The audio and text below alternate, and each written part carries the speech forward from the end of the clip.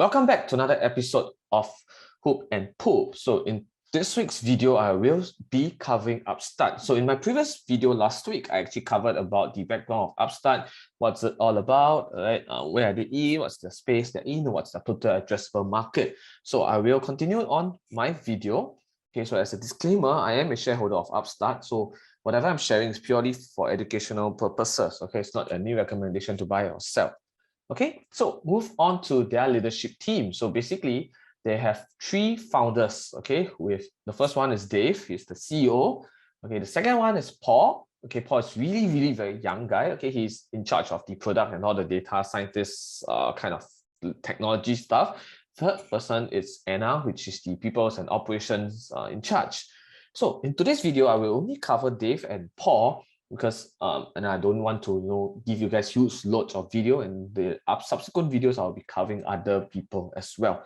Okay, so let's start off with Dave. So a little bit background of him. So he started off before Upstart, he was actually working in Google since 2004 to 2012. Okay, his highest position was a president for the enterprise. Okay, so during his time at Google, okay, he scaled the enterprise apps, scaled the enterprise app division to its first $1 billion, which included Google search appliances to turning Gmail, Google Docs, and Google Calendar into a suite of products. So if you look at it based on this one, if you read in between the lines, number one, he has a proven track record when he was in Google. Okay, he managed to scale up their Google enterprise applications, which we are all using now, okay, to its first $1 billion. So that means to say he has the ability to scale.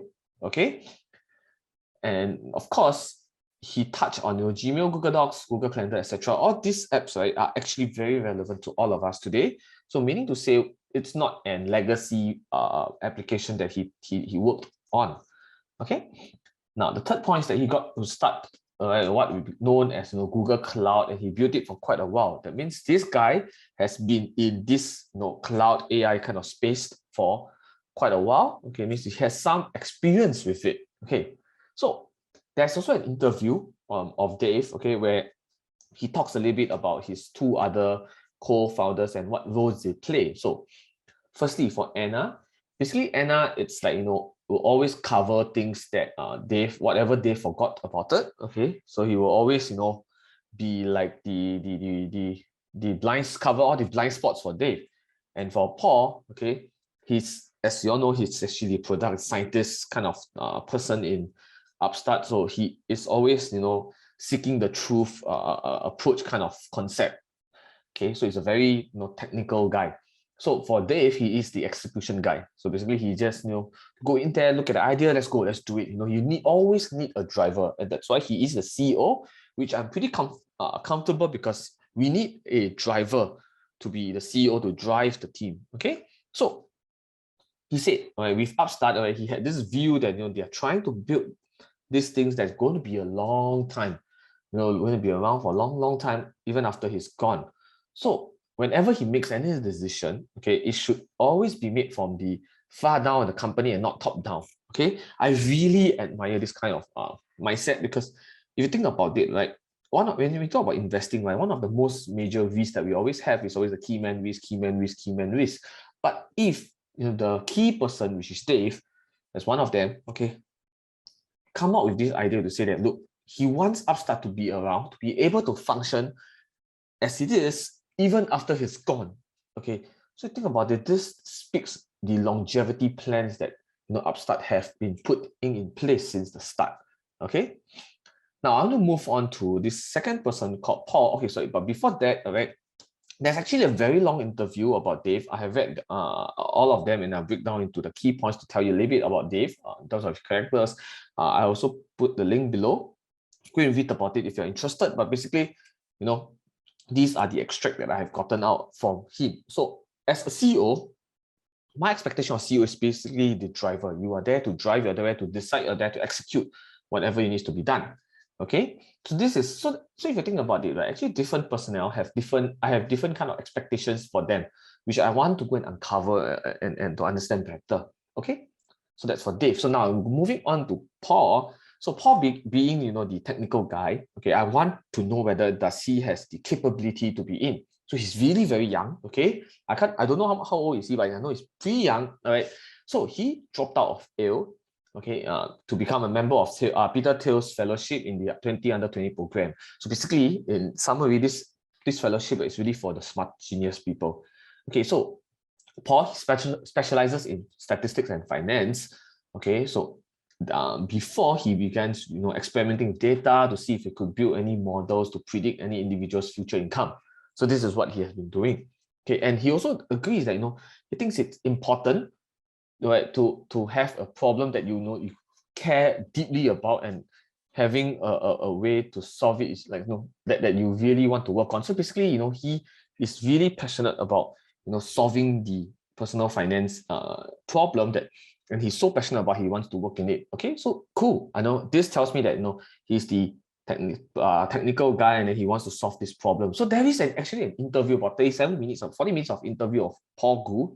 Okay, he talks about his mission, or rather Upstart's mission, where it comes about, and all these things. So I just break down a few pointers. So he said before, okay, he actually noticed that there are a huge number of people who don't have rich credit history, meaning to say, if you are poor, okay, you kind of need to be poor for quite a while before you can get any loans, significant loans in some sense. So, right, so because of that, right, because you don't have rich credit history, okay, you have limited access to loans, and so what he wants is that he wants to use Upstart's AI to solve this problem, because the reason why people without credit history, without rich credit history, can't take a lot of loans is because there is always the fear of defaulting, based on the current credit that technology that we have. But if Upstart's AI is able to solve this problem, meaning to say they read on the 6 other matrices, right, to determine whether how loanable you are in some sense, then this will actually unlock a lot of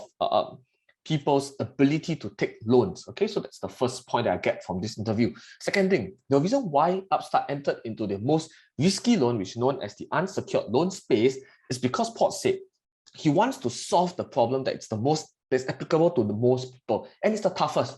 Most people, okay, when they think about solving problems, they always solve the easy one. Then from the easy one, they have a proven record. Then they move on to the tougher and tougher and tougher one. But for Upstart, they whack the most toughest space, solve it, make sure their AI is good to go. Strengthen the whole concept of it. Then they are able to start scaling to other industry, other sector. Which, if you look at it, they have settled the personal loan, and now they're moving into the auto loan, and after that, mortgage loan. So if back then, Paul decided, or Upstart decided to start with the easier loans, okay, those secured loans or whatsoever, then perhaps they may face roadblocks when they go into the unsecured loan space, or they may not even be able to go in.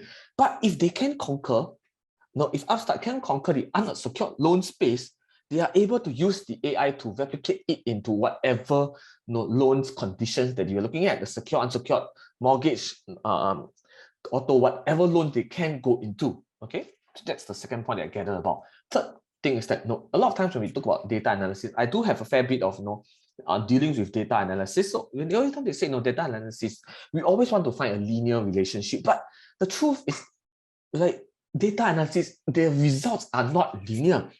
The reason why we have linear is because we have all the X and Y variables and so on. Then we try to plot the best fit curve. Okay, but the reality is that there are so many variables that can affect the results. Whether this person, what's their job, what's their spending habits, etc. All this can affect the results of how loanable this person is. So we cannot expect a linear result for every AI feature. So that's why Upstart, right, they don't go for linear results. They look at all the variables, taking a 360 view of it, and from there, they come up with the best results that they can get for any persons that they are studying. So this is why, if you think about it, look at point 2 and point 3, it's really very powerful. They touch on the most challenging portion, solve it, get it done, and then they say that it's not a linear solution, it's a 360 all-rounder solution that they need to look into. So if you look at it this way, Upstart has been there for 2012. For a good 8 to 9 years, they have been solving all these problems. And if with this good years of experience, years of data collection, they are able to solve the most risky portion, which is the unsecured loan, they are able to scale. It means to say we have no issue with their technology in some sense. No, I hope you can see this link. Okay. The fourth thing is that they said Upstart will not be another bank or another digital bank. So there are a lot of companies that's coming out, becoming digital bank. For example, SoFi, they are all doing this, like perhaps the other one company called Lending Club. So all these are coming up.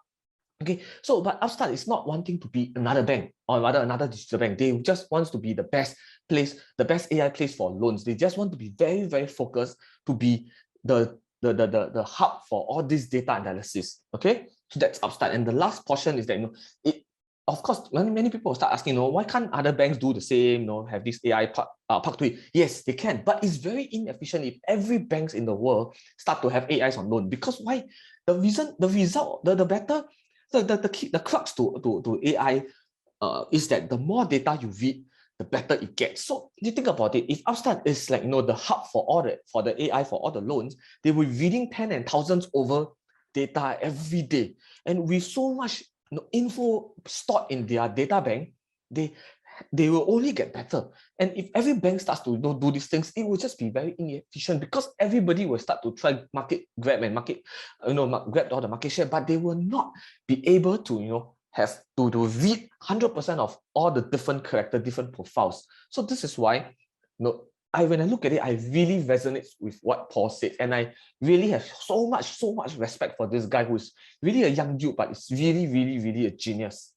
Okay, so I really hope by trying to explain all these two-person Dave and Paul, I hope you can understand better on the CEO and so-called the product scientist on for Upstart. Okay, so with that, I'll see in the next video when I'll talk about other different management. So whatever these interviews I actually pasted in the comments below.